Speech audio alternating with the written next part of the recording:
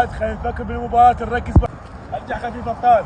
یعنی هەولێریش لە شاری بەغدا کۆتای بە ئامادەکارەکانی بۆ ڕوبەڕووبوونەوەی دیالە هێنا. دوای یەک مانگ لە وەستان جارێکی دیکە خولیەسەرەکانی عێراق دەست پێ دەکاتەوە لە یەکێک لە یاریەکانی هەفتەی هەشتم هەولێر دووشەمە لە کاتژمێر 6:30 خولەک دەبێتە میوانی دیالە.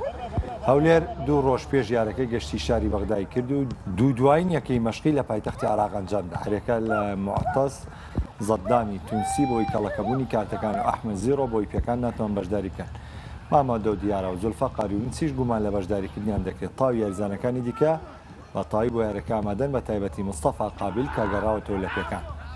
هەولێر لە کۆی حەوت یاری خاوەنی 6 سەرکەوتنی یەکسانیەکە و تووشی شکست نهاتەوە 19 خاڵێ و لە پێشەنگ گیانەکان. دیالەش خاوەنی تەنها 15 خاڵە و لە خانەی چوارەمی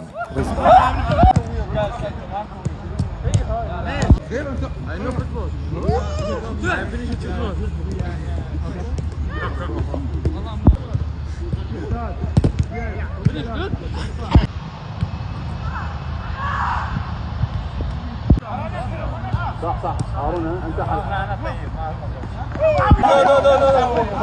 لا والله